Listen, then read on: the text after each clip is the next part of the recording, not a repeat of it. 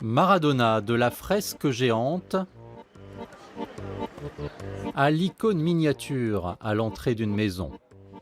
Où qu'on aille à Naples, El Pibe de Oro, le gamin en or, est présent. Depuis son arrivée le 5 juillet 1985, le footballeur argentin était le roi de la ville. Beppe Fioretti a toujours été l'un de ses fervents admirateurs jusqu'à sa disparition le 25 novembre 2020. Nous ici, quand Maradona est mort, on l'a pleuré pendant 3 jours. Mais on n'a toujours pas fait notre deuil. Vous comprenez?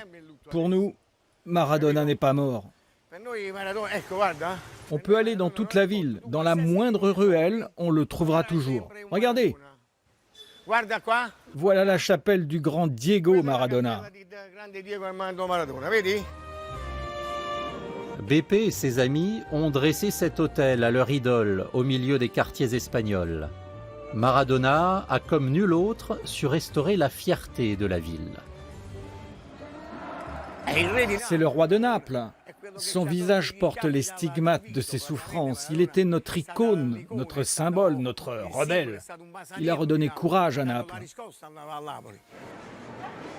Partout, l'idole du foot fait encore l'objet d'un véritable culte. Ce bar possède une précieuse relique, une mèche de ses cheveux.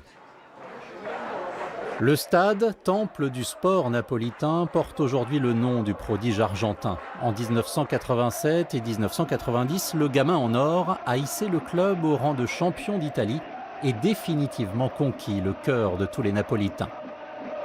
Ses fans lui ont pardonné ses dérapages, ses addictions. Naples est une ville qui vit de rêve. Les Napolitains ont convaincu Maradona qu'il était Maradona. Et ce n'est qu'ici qu'il a véritablement compris qui il était. Tous les traits de caractère qui étaient vus comme des malédictions, comme des défauts à Barcelone ou dans les autres villes où il était avant, sont devenus une vision de rêve à Naples. Ici, il pouvait vivre en démon, c'est-à-dire en homme libre. Le Festival de Naples consacre 2 productions à la légende du foot, dont Ho visto Maradona, j'ai vu Maradona, en pleine répétition. Daniel Pénac essaye de comprendre le phénomène Maradona.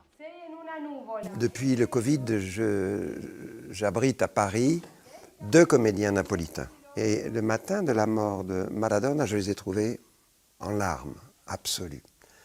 Et quelques heures après, Clara Bauer, régiste argentine, qui travaille avec nous, vient, et elle aussi, en larmes.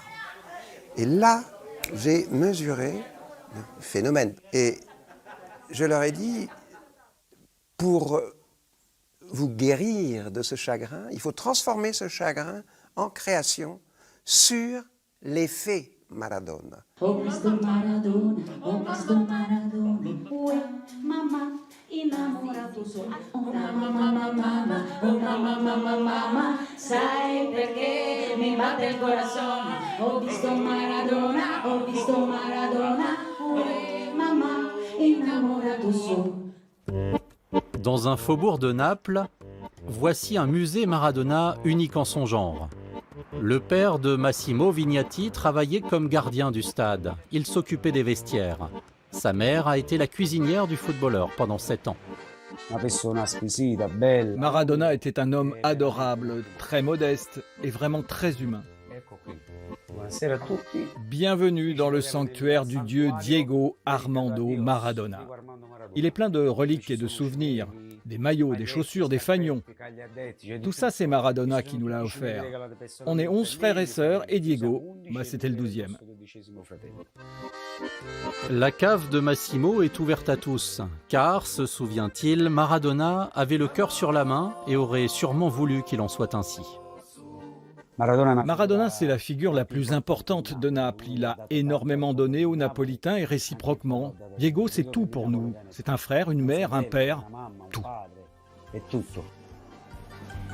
Naples a toujours eu l'art d'unir le sacré et le profane. Ici, Diego Maradona est devenu un saint et n'a jamais cessé de faire rêver la ville.